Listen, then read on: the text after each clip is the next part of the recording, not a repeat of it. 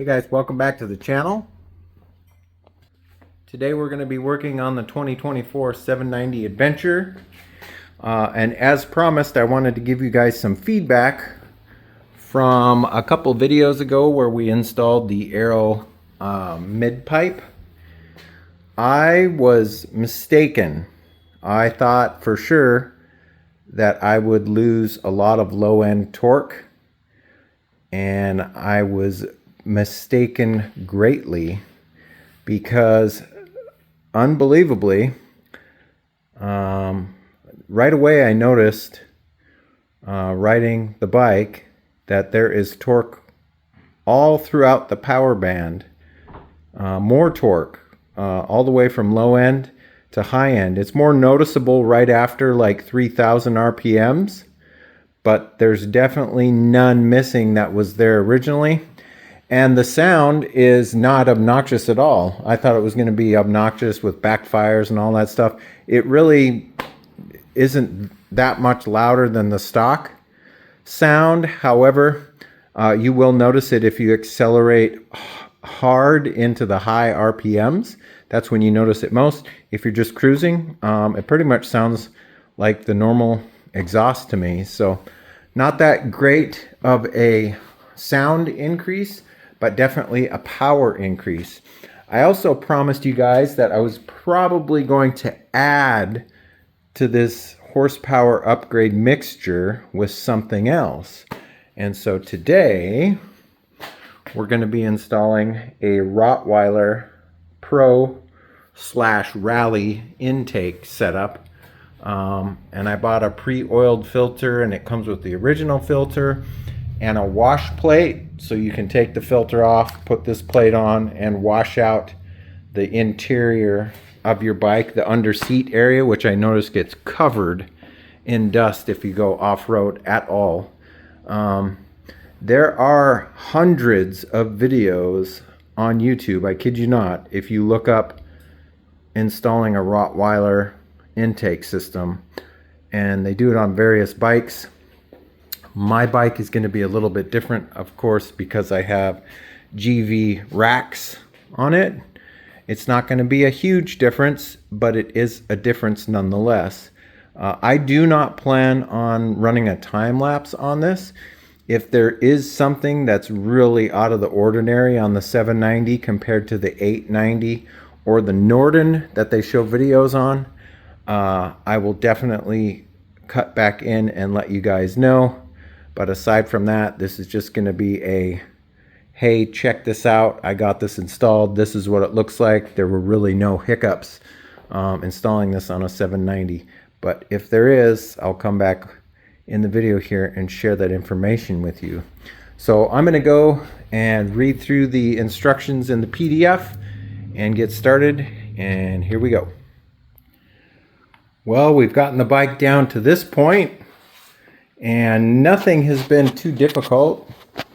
In fact, I was able to leave my rack attached. The only thing I had to do was remove the crossover bar from it, so it really didn't make that much of a difference. The top bolt there had to be loosened to move this entire piece of the subframe out, but so far it's been pretty simple. And you see what I'm talking about, how the dirt it goes everywhere when you go off-road. It even goes inside the airbox. That's one of the reasons why I wanted to upgrade to this intake system. It's because these KTM airboxes are notorious for letting air, dirt, and dust get through and go back into the intake. So we'll keep moving forward. Well, there we go. We got everything installed. Total, this took me maybe about 2.5 hours, but I was very meticulous with what I did. A couple of things to note on the 2020 724. Whoops, I forgot to tighten down a couple of these bolts. I'll have to get that in a minute. The air sensor is like really close to the inside of this plastic. So it's just something to keep in mind, something I noticed. Another thing is that the stock airbox only has one of these drain plug things. And you're supposed to use two that sit in the bottom. I don't think you can see it. Yeah, but you can a little bit there. There's two of them that sit in the bottom of this. So those are some of the differences I've noticed on the 2024 790 Adventure. It is a little bit different from the other ones. My Norden, I looked at my Norden, it has two of them, but that's a 2023, so slight difference. I'm gonna let Rottweiler know, take a picture and let them know. Maybe they'll send me another one, but for now I think I can just leave it the way it is. But other than that, everything went together pretty darn good.